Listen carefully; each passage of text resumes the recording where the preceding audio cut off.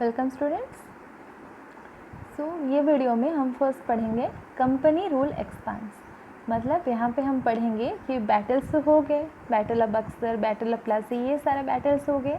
तो उसके बाद अब जो कंपनी का मेन मोटिव पहले था बस ट्रेड करना, लेकिन अभी से उनका मोटिव चेंज हो गया। वो अभी यहाँ का रूलर बनने का सपना देखने लगे और इंडिया को अपने कंट्रोल में लाना स्टार्ट कर दिए। तो जैसे कि अगर हम देखें बैटल ऑफ बक्सर हो गया एंड बैटल ऑफ प्लासी हो गया, तो उसके बाद उन्होंने धीरे धीरे क्या किया, हर एक किंगडम को अपने अंडर वो लाना स्टार्ट कर दिए। लेकिन वो कोई भी किंगडम के ऊपर डायरेक्ट मिलिट्री अटैक नहीं किए थे। उसके बदले वो क्या किए थे, बहुत सारा पॉलिटिकल, इकोनॉमिकल एंड डिप्लोमेटिकल मेथड वो अडोप्ट किए थे और एक के बाद एक करके वो एक किंगडम को अपने अंडर लाते गए। बैटल ऑफ बक्सर के बाद उन्होंने हर एरिया में एक रेसिडेंट अपॉइंट किए।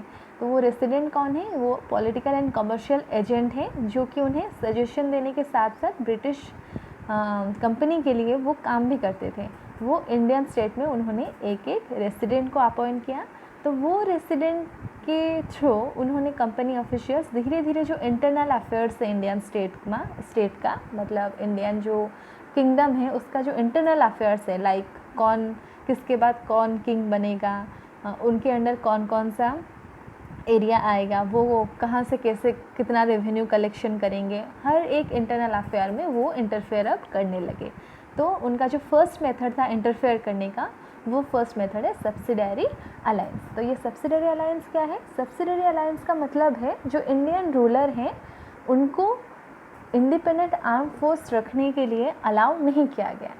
तो अगर वो इंडिपेंडेंट आर्म फोर्स नहीं रखेंगे तो उनको प्रोटेक्शन कौन करेगा? तो इसके लिए ब्रिटिश जो ईस्ट इंडिया कंपनी था वो एक सब्सिडरी फोर्स रखा इंडियन जो रूलर हैं उनको प्रोटेक्शन देने के लिए।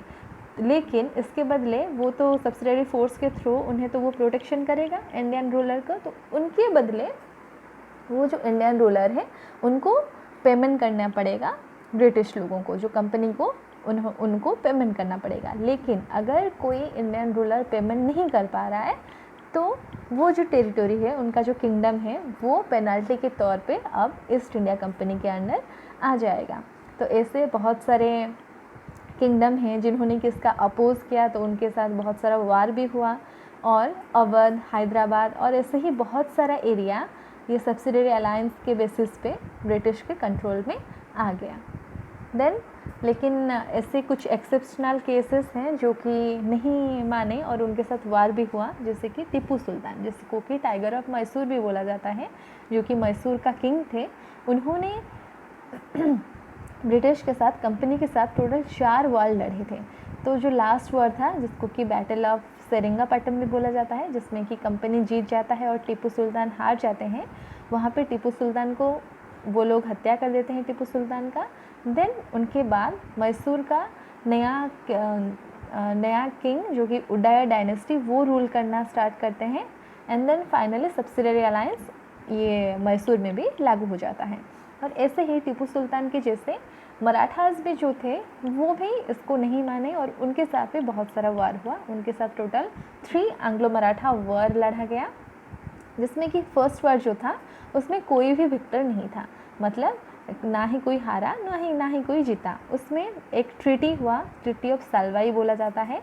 देन सेकेंड वार हुआ जिसमें कि ब्रिटिश को उड़ीसा मिल गया, आगरा मिला एंड दिल्ली उनके कंट्रोल में आ गया। देन जो थर्ड वार है, वो वार में जो ब्रिटिश आर्मी था वो जो पूरा मराठा पावर को पूरा क्रश कर दिया, मतलब वो पूरा फुल्ली अब वो मराठा जो एरिया था, मराठा किंगडम था, उसको भी अपने अंडर ले आया।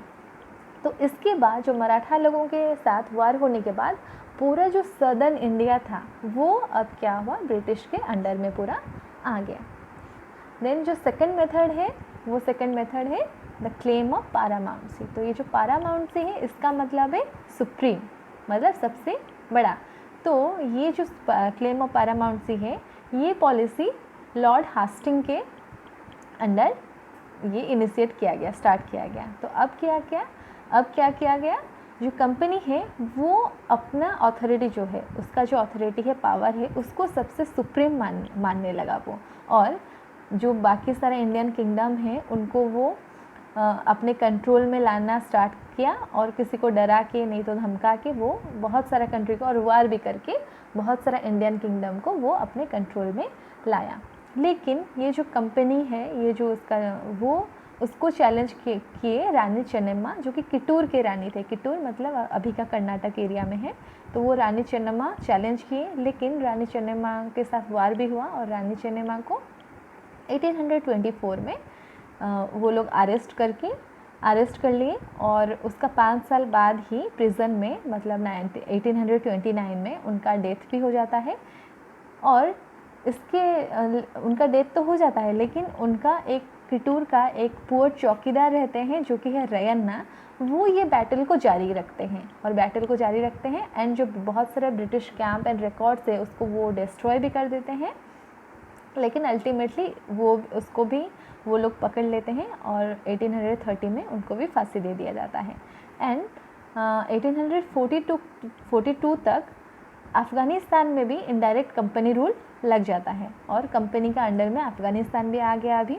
देन सिंध को भी 1843 में सिंध को भी वो लोग अपने अंडर कर लिए। देन महाराजा रंजीत सिंह का डेथ हो जाता है 1839 में। उसके बाद जो सिख किंगडम्स है उनके साथ में ब्रिटिश लोगों का 2 वार होता है एंड अल्टीमेटली 1849 में पंजाब को भी वो लोग अपने अंडर ले आते हैं। तो इसके बाद और एक वो पॉलिसी अडॉप्ट करते हैं, वो है डॉक्ट्राइन ऑफ लैप्स। तो ये जो डॉक्ट्राइन ऑफ लैप्स है, ये लॉर्ड हाउसी वो डिवाइस किए थे ये पॉलिसी को।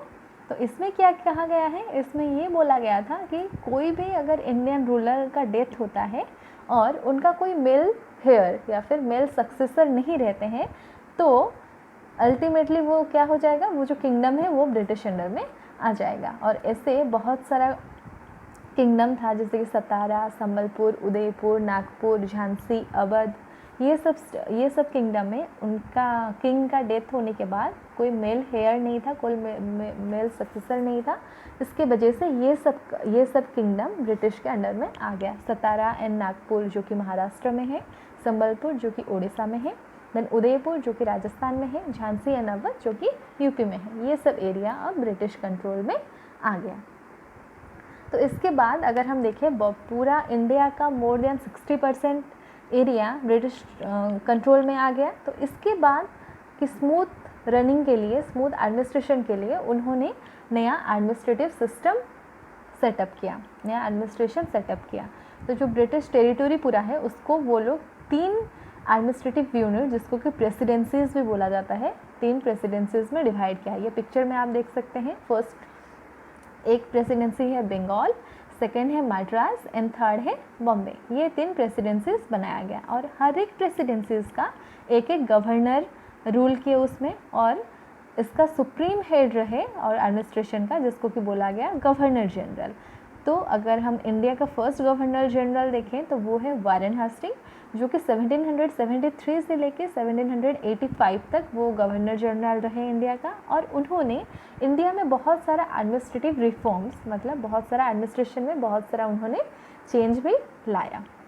जैसे कि 1772 में एक जस्टिस का एक नया सिस्टम एस्टेब्लिश किया गया, जिसमें हर एक स्टेट पे 2 कोड बनाया गया। एक है क्रिमिनल कोड एंड सेकेंड है सिविल कोड।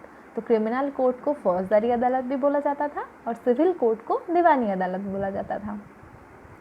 और ये जो सिविल कोड था, सिविल कोड का हेड थे कलेक्टर, एंड जो क्रिमिनल कोड था उनका हेड थे काजी, जिसको कि जज बोला जाता है, और मुफ्ती जो कि जूरिस्ट, वो क्रिमिनल कोड के हेड थे, लेकिन वो कलेक्टर के अंडर ही काम करते थे। देन 1775 में 11 पंडित लोगों को अपॉइंट किया गया, जो कि ब्रिटिश के लिए हिंदू लॉ का एक कंप्लीट डाइजेस्ट प्रिपेयर किए और उसको NB हलहेड उनको इंग्लिश में ट्रांसलेट किए। एंड 1775 में सारा जो मुस्लिम लॉज था, जो उनका जो रूल रेगुलेशन था, उसको भी कंपाइल किया गया, उसको भी इकट्ठा किया गया, लिखा गया। देन एक नया सुप्रीम कोर्ट कलकत्ता में बना। और अब क्या हुआ, जो डिस्ट्रिक्ट है, हर एक डिस्ट्रिक्ट का हेड बने कलेक्टर, एंड कलेक्टर का काम था रेवेन्यू कलेक्ट करना और उसके साथ साथ जो लॉ एंड ऑर्डर है उसको भी मेंटेन करना विद द हेल्प ऑफ जज, पुलिस एंड दरोगास। अभी क्या हुआ, धीरे धीरे कलेक्टरेट एक नया पावर का एक नया सेंटर बन गया।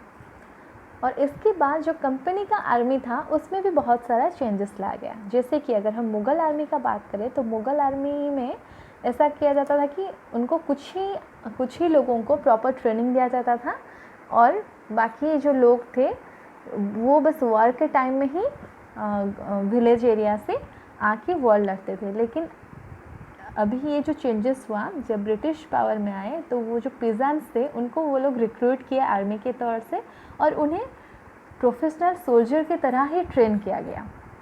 और ये जो ट्रेन आर्मी था उनको बोला गया सिपॉय आर्मी। सिपॉय जो वर्ड है ये आया है सिपाही वर्ड से। सिपाही मतलब सोल्जर, तो वो लोग सिपाही का जो एंग्लिसाइज्ड फॉर्म है उसको बोलते हैं सिपॉय, तो उनको बोला गया सिपॉय आर्मी। तो धीरे धीरे जो वारफेयर टेक्नोलॉजी है, जो युद्ध का जो टेक्नोलॉजी है वो भी चेंज हुआ और जो कावलरी रिक्वायरमेंट है, कावलरी मतलब जो घुड़सवार जो कि घोड़े पे बैठ के जो युद्ध लड़ते हैं, उनका रिक्वायरमेंट में डिक्लाइन हो गया, मतलब कम हो गया।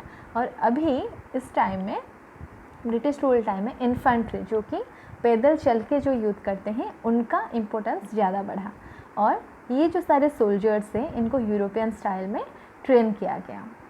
देन 1857 तक कंपनी ने, अगर हम इंडियन सब कॉन्टिनेंट को देखें तो उसका पूरा 63% को वो लोग अपने अंडर ले आए थे और जो पॉपुलेशन है उसका 78% वो अपने अंडर ला चुके थे। एंड धीरे धीरे अब कंपनी का पावर पूरा बढ़ा और उनका कंट्रोल भी इंडियन सब कॉन्टिनेंट पे बढ़ गया।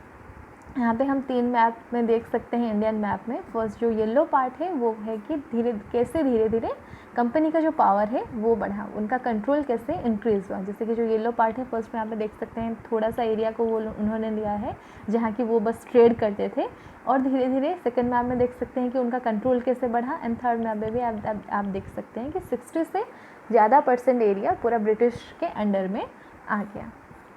तो यहाँ पे हमारा चैप्टर ख़त्म होता है। ये चैप्टर में हमने पढ़ा कि धीरे धीरे कंपनी का रूल कैसे एक्सपांड हुआ, उन्होंने क्या क्या मेथड्स अडॉप्ट किए अपना अथॉरिटी को और अपना जो उनका जो रूल है, कंट्रोल है, उसको बढ़ाने के लिए।